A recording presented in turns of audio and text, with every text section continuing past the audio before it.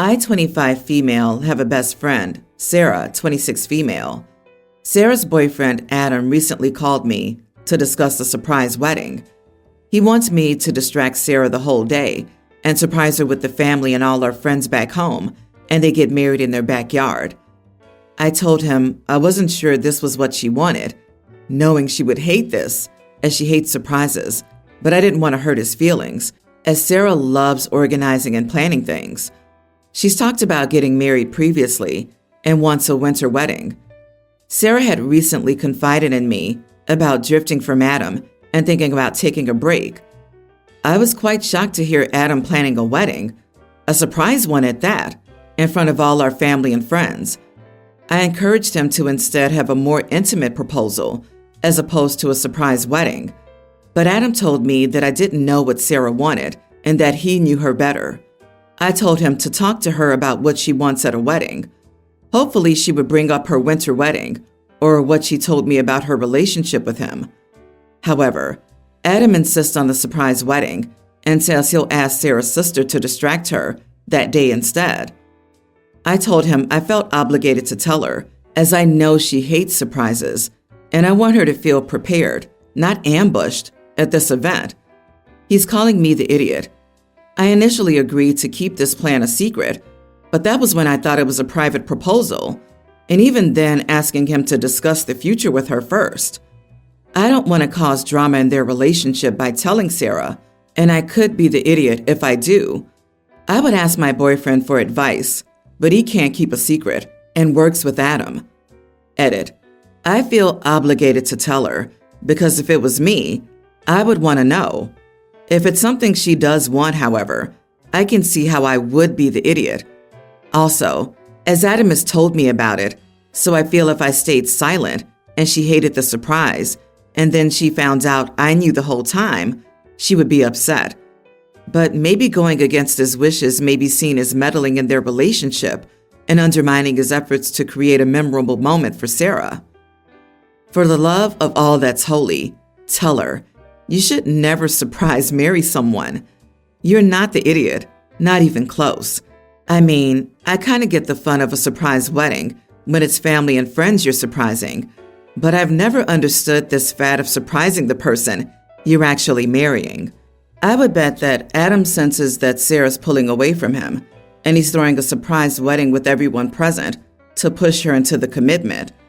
Either she succumbs to the pressure of a surprise wedding, or she has to have a very public breakup with everyone who's invited, unwittingly becoming a part of the whole process and wanting to know what's going on. Why doesn't she want to be with this great guy? It's a big red flag that everyone in the family and friends is going to go along with it, except for OP. Good for you, OP. Tell her, please. 100% he knows she's considering leaving, and his idea of fixing it is to peer pressure her into marrying him. Not just getting engaged, married on the spot. He's doing this to back her into a corner. The entire plan is for him. If it worked, he'd get to trap her. And if it doesn't work, he's the poor guy who got left at the altar by his heartless ex. I am so pumped for an update. I've witnessed a surprise proposal in front of a group of friends. The woman did not want or expect a proposal, but felt pressure to say yes. And that's understandable because you can always change your mind and return the ring. But a surprise wedding is a whole other deal. You can't say no later. By the end of the day, you've exchanged vows and signed a marriage license. At a minimum, you'd need to get an annulment. Do not allow your friend to be blindsided in this way. My son, Alan, 26, recently married Helen, 25 to 26 female. I love them both very much. It's relevant to mention that I dislike parties and large gatherings. I'm not sociable at all, and I just dislike them. So it was a downer when I heard that Alan and Helen would have a wedding with around 150 people. I told Alan ahead of time that I'd probably leave early and that I and the rest of the family would take 2 cars so they could stay if they wanted to. He looked like he didn't mind at the time. So at the wedding itself, after the ceremony, I told him I was glad and everything looked great, but I was going to go home. He asked if I was going to at least stay for the cake or for the food, but the food didn't look all that appetizing to me, so I told him I was just going to leave. He said, "All right, whatever, just go." I returned to my table to get my stuff. I told my wife, and she said she didn't feel comfortable driving back alone. The venue was very far from us, and the roads there were not great. I said she could come with me in that case, and after some hemming and hawing, she agreed, so we left. Then 2 days later, Alan's new wife bombarded me and my wife with messages that she was disgusted with us, saying horrible things about us, and insulting us as people and as parents. Really just sickening. I told her off and asked why she thought it was okay to talk to her in-laws like that, and she said that our leaving ruined the wedding for Alan and that he was very upset for the rest of the night. She continued to criticize us. I politely told her to leave us alone and called Alan to inform him that his wife had a temper that he should know about. When we talked about it, he basically started berating me too and said things like, "You always do this, and just leave me alone," before hanging up. I feel like I'm justified since I told him ahead of time that I wasn't going to stay. Am I the idiot here? Edit. Yes, there was a mother-son dance planned. Yes, he included me in the count for the food cost. Yes, I love him. No, this doesn't mean that I don't care about him. You are the idiot. You didn't even stay for the meal that they'd paid for? What a disgusting lack of love and respect from you as a parent. You also strong-armed your wife into leaving, so your son had no parents present at his reception. How you don't see that you're the idiot is a mystery to me. Yes, and now he's playing the victim card when the new daughter-in-law called him out.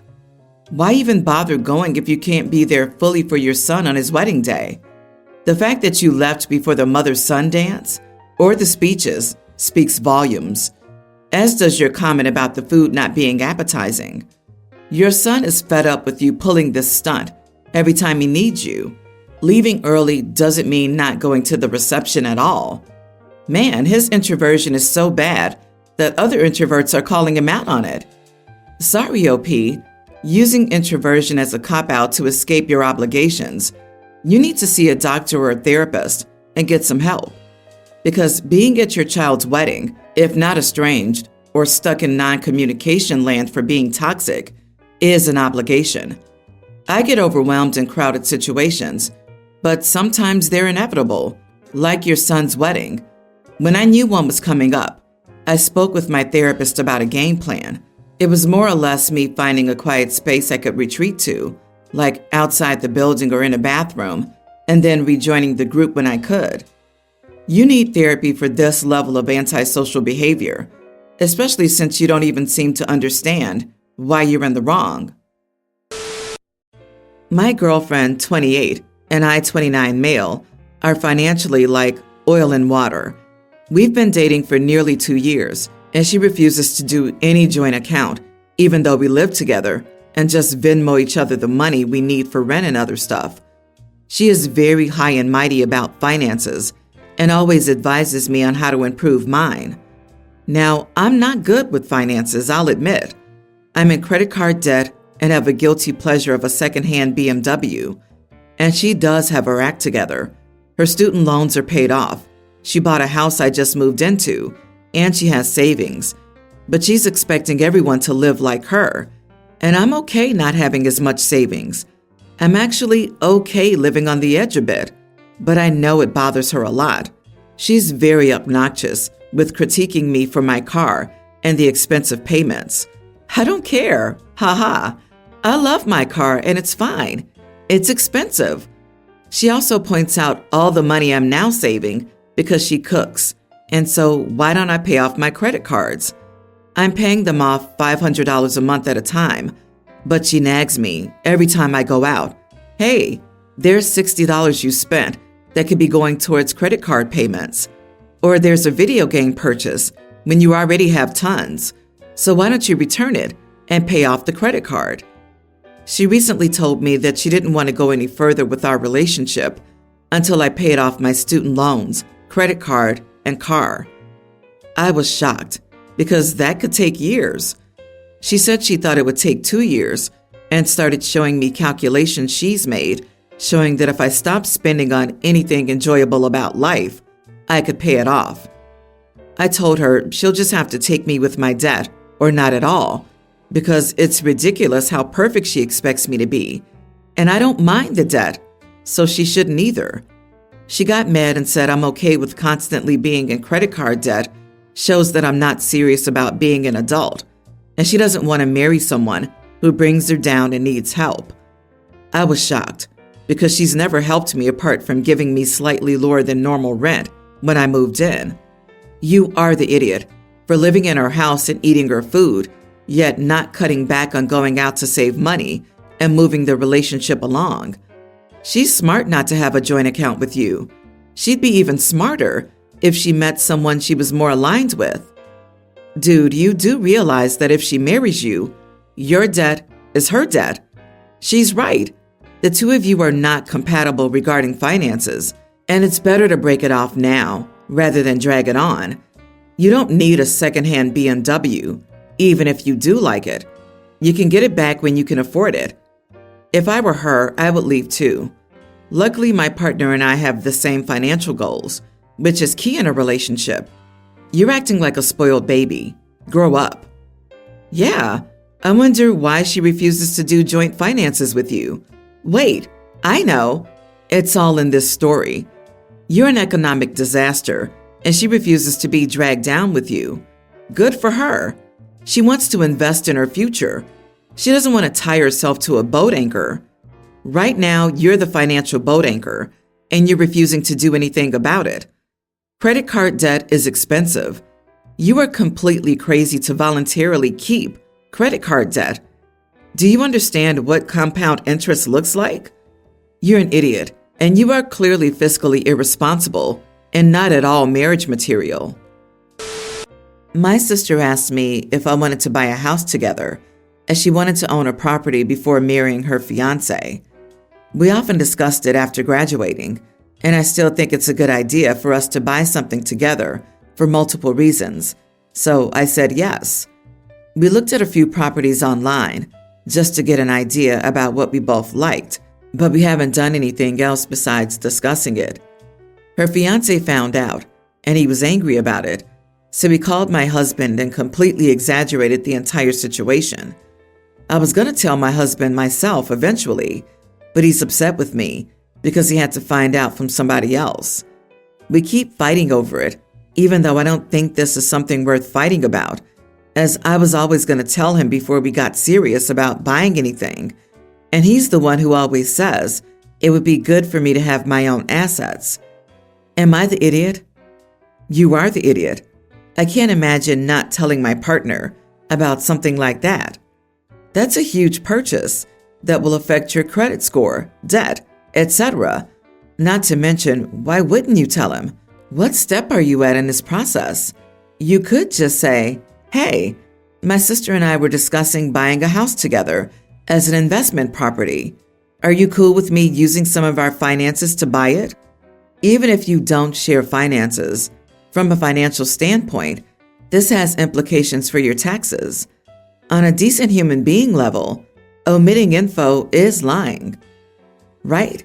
I can't imagine not telling my husband I was buying a house, not just because it would affect him, but also on a normal relationship level. I tell my partner if I'm thinking of buying a new printer, not because I have to or because it's a major financial decision or anything, but because it would be weird to not talk to him about something that I'm thinking about. And I definitely put a bit of thought into which printer.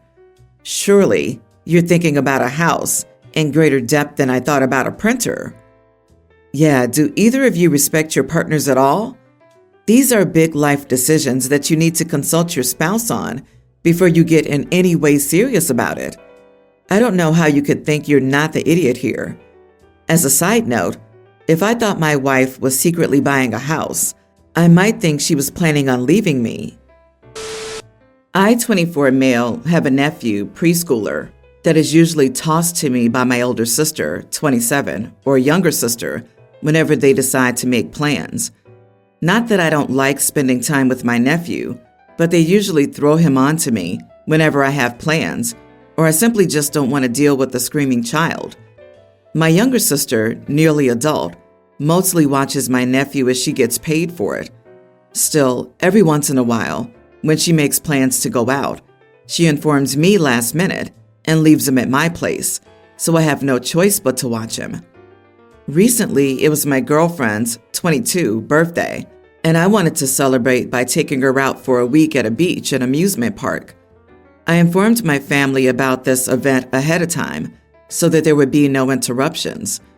On the day of our leaving, I got a call from my younger sister saying how she could no longer watch my nephew as she was going to have a sleepover with her boyfriend and a couple of friends, and that if we could, please watch him as she's unavailable to.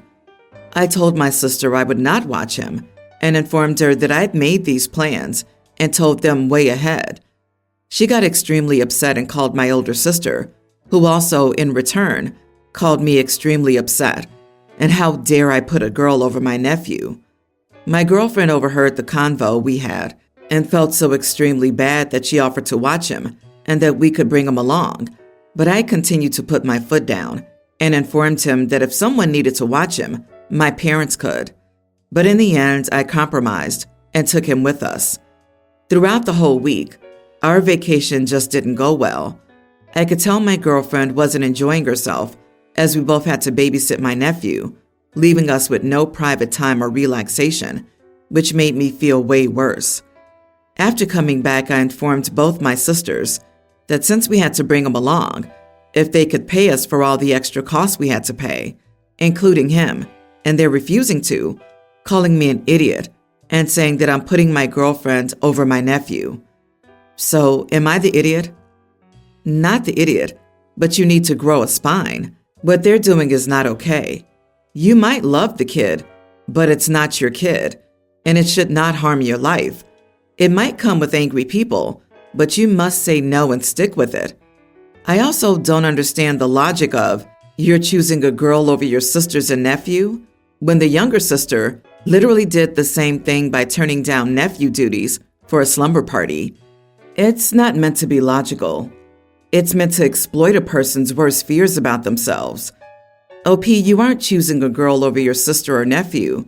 You're choosing your own well-being and personal space over unpaid labor.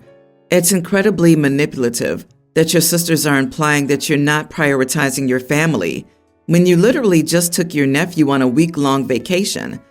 Childcare is expensive for a reason. It's a lot of work, emotionally and physically.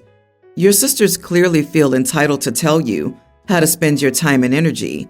It's best to nip that in the bud. What is the mother prioritizing over her son? Why does the paid sister get to prioritize her boyfriend over the nephew, and you can't, even though you're not getting paid? Two hypocrites here, and you need to stop acting like the doormat. My friend, say no. Mean it. You let yourself be pushed over by your sister, even to the point of letting them ruin your couple's vacation. You're not the child's parent. You are not responsible for the child. No is a full sentence. You need to use that phrase, and they owe you for ruining your vacation by dumping the kid on you.